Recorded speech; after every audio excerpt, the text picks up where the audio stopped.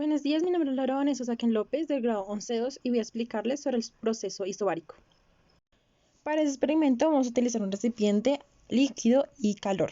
Entonces calor como el fuego, el líquido como el agua y el recipiente pues como la olla.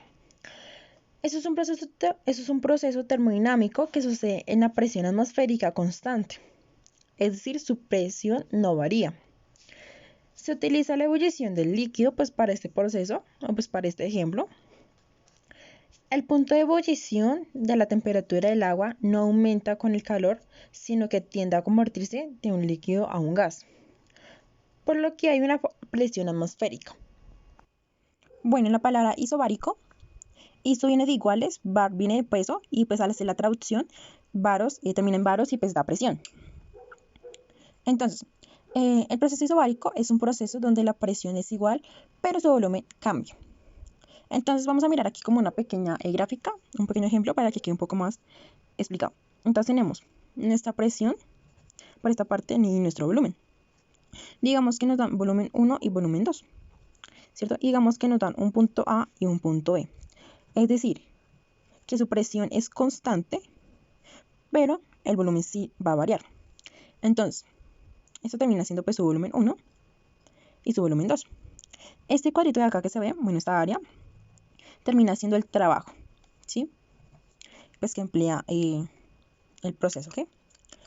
Entonces, para determinar el trabajo de acá, vamos a utilizar esta formulita, que es el trabajo por la presión, por la variación del volumen, o delta de B.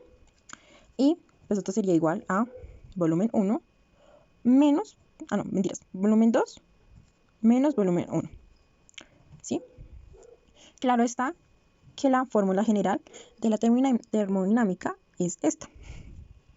¿Cierto? Pues eso se emplea también. Bueno, ahora pues para explicar un poquito mejor vamos a mirar un globo aerostático. Digamos que aquí tiene sus cuerditas, tiene aquí su cajita, bueno, su canasta.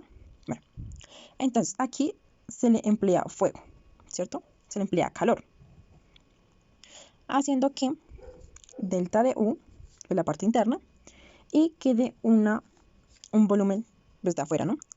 Entonces, la presión de adentro es la misma que está afuera, ¿sí? Tanto la interna como la externa es la misma porque la presión no varía. Entonces, digamos que hipotéticamente esto es un gas ideal.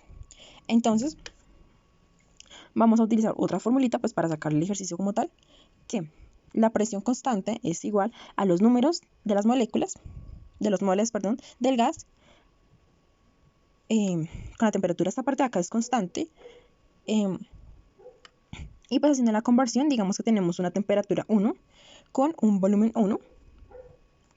Entonces, ¿qué haría? Pues haciendo la conversión, ¿qué haría? P, o presión, sobre NR, que da lo mismo tener a temperatura sobre el volumen.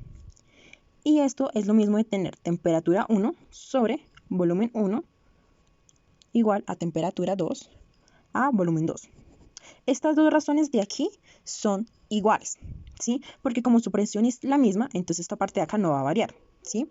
Por esa razón se puede utilizar, porque son proporcionales. Con eso pues más o menos explicaría lo que es un proceso isobárico.